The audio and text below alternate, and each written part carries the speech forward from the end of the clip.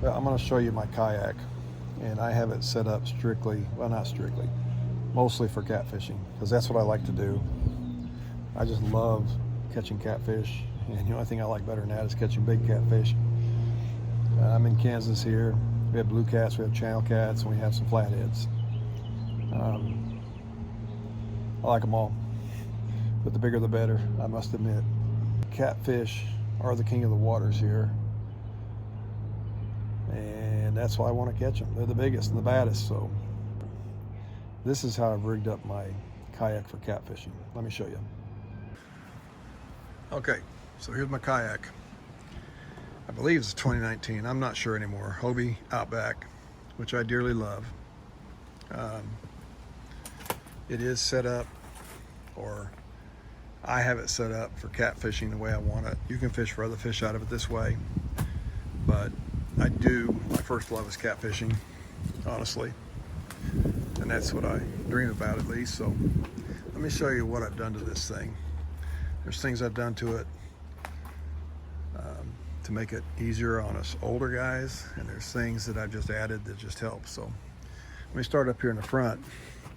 One thing that I've learned, probably the hard way, I always keep a piece of rope tied to the front. It's always there. If you get an emergency, it's nice to be able to have something that somebody in a boat can drag you in, because you can get trapped out there with the wind coming up. It is very, very easy to happen to, and it has happened. I've been out there when 2-foot waves have come up, and it's a struggle to get back.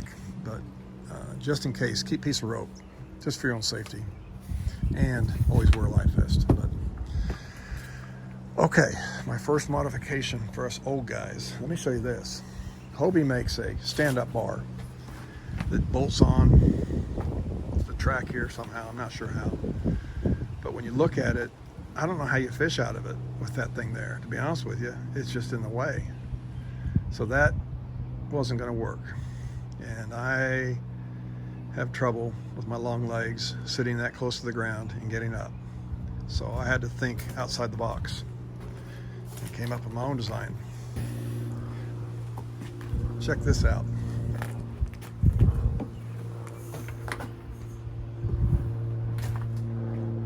You see that? That is my own stand-up bar that folds down out of the way so I can fish. That is 3/4 EMT conduit. You can see my bend job isn't quite perfect, but it works. And you can really pull back on this thing hard, and it's not going anywhere. And you can pull yourself up out of this chair. Now, once you're up and standing, your balance ain't so hot. I don't recommend doing it until you're next to shore, but it really helps getting out of that chair. And the best part is right here. Fold it down. It's out of the way. That is convenient, and that is 3/4 EMT conduit. I don't bend well on conduit, but you could probably get an electrician, if you know any, have them bend you a piece. And a couple hinges right here off Amazon. I didn't spend but maybe 15 bucks on the thing. Not sure what EMT conduit goes for now. You'll need a stick of it. It comes 10-foot pieces. That's how I did it. So let's keep going. Right here. This is actually a hole that the Hobie puts a sail into for sailing, catching the wind. Well, this is an odd size hole. And the only thing I found that can go down in it is a dowel rod, or I don't know what, the broom handle, I don't know what it was, and a piece of tape wrapped around the end. And I set it down there, get it tight. And this is how I mount a camera here. I mount a phone holder out of my car, and I clip my phone in here looking forward so I can film, or I can turn it. And I got a lot of video from that way, and it actually works best. But if you notice this, I tie everything down that doesn't float. I lost one phone And I went to this. Down at the bottom of El Dorado Lake is a iPhone 14 Pro. Wasn't cheap. I learned a lesson. So I get the little things that go inside the case and stick out with a loop. I clip it on and it's always here. If I fumble my phone around, it's not going anywhere. I actually dropped it where the pedals go, down in there, and it went down to the bottom. It was gone. Expensive mistake. Don't do that. I do want to take a break a second.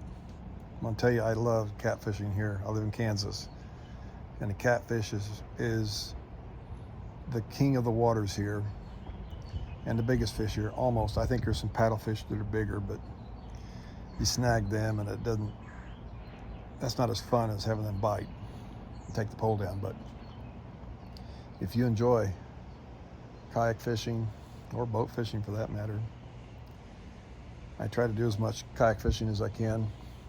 Really depends on the wind, but if you enjoy it, you need to go down there. There's a button that says subscribe.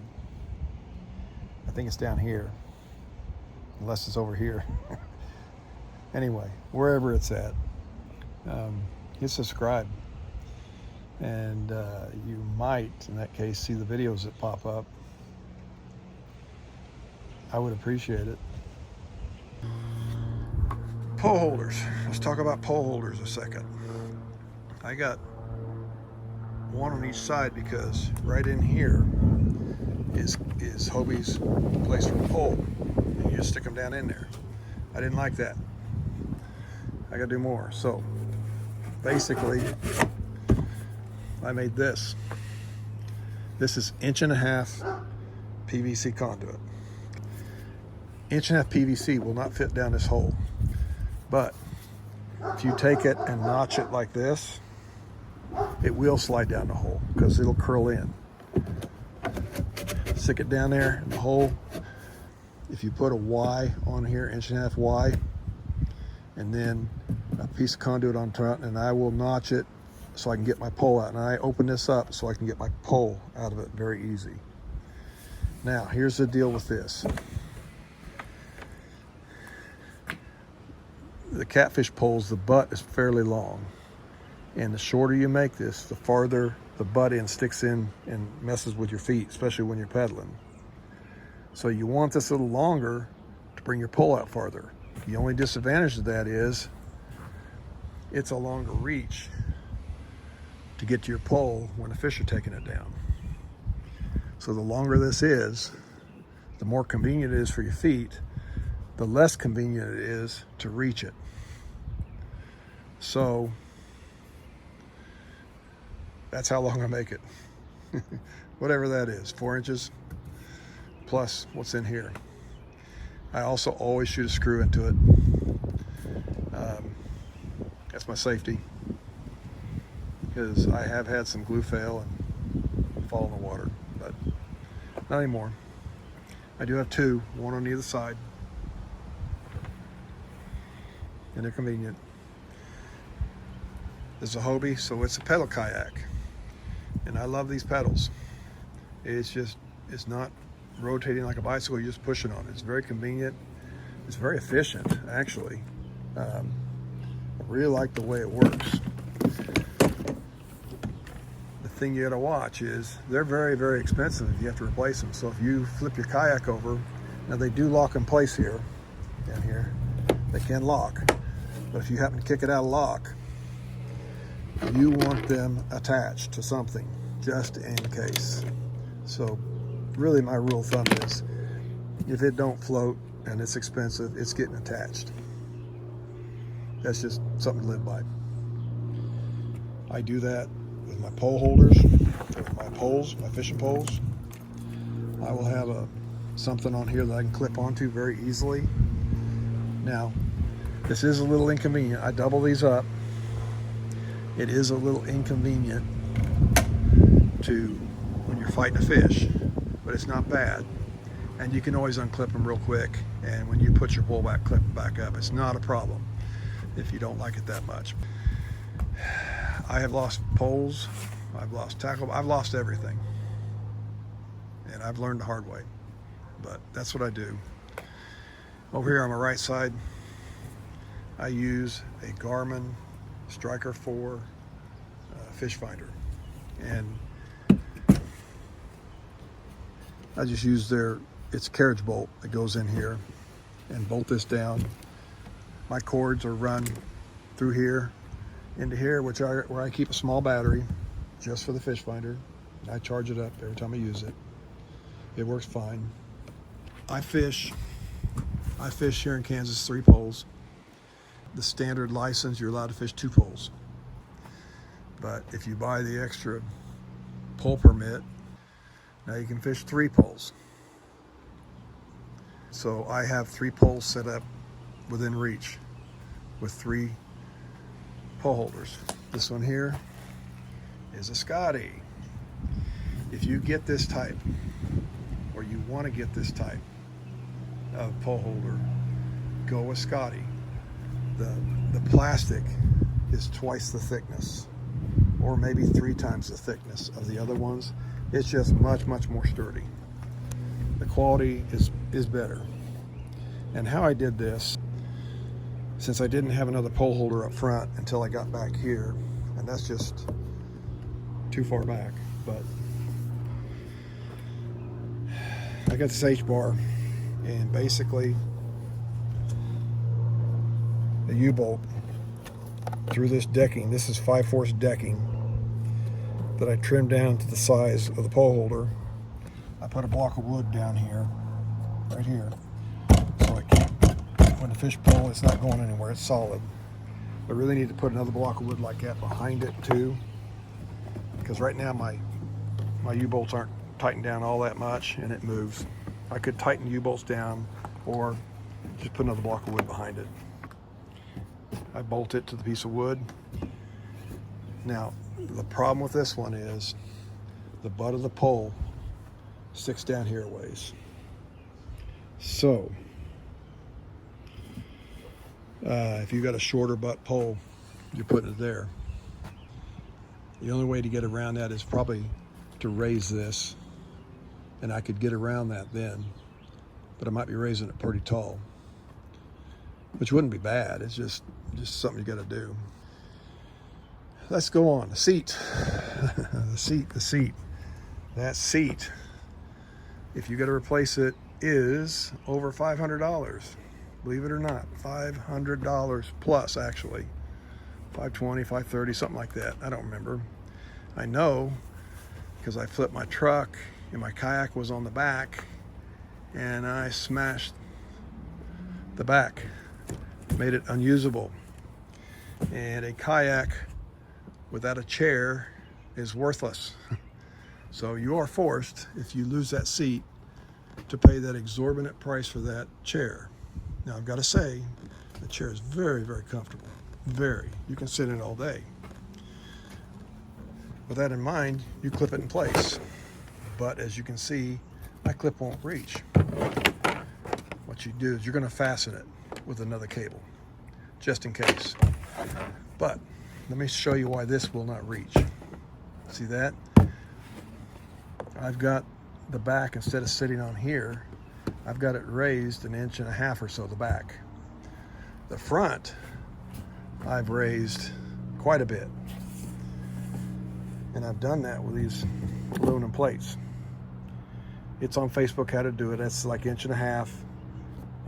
Basically, I just raised it and bolted it in there. It's really not that hard. And I don't have the seat raised all the way up. It'll raise up to here. But as I go up, the back doesn't come up, and you're at a higher angle. It's not nearly as comfortable. So I've lowered it, and it's very comfortable. And I gained a few inches, which actually makes it a little bit easier to stand up in your kayak. And there's no way I'm going to stand up where we're on the water, even with that bar. But when you come in, you got to stand up. One thing you might notice, Hobie on this fishing kayak did not put a live well on there. Wonder why. Probably not enough room. So if you throw the cast net and you get you a bucket of shad that you're trying to keep alive, you know they're going to die in 5 minutes in the bucket. But you have a chance. if you use one of these. Seen these, haven't you? This is one of these fish baskets with a spring operated lid that you can drop them in. I have a piece of rope. I usually do it on my right side, but I will hook it in here before I leave out, and when I get bait, I just drop it over the side. Now, since water can go through this, it does drag as you're pedaling the kayak, but it's not that bad. Not nearly that bad. It works. So if you catch some white bass, crappie, perch, whatever you got, bluegill, you can throw them in there, and the shad will still have trouble living, but probably from the shock of the cast net, but some of them will live. So that's how I do it. That's how I keep my bait, or crappie. Okay, one thing you notice, since you're a cat fisherman, if you go for blue cats, cut bait's a big deal, right? Well, you need something to cut bait on, right? Yeah, I do. In here, what I do, I keep a small block of wood that will go in this compartment, and I'll set it between my legs, and I'll cut bait on it. Now, it is small. You can put a bigger one on there.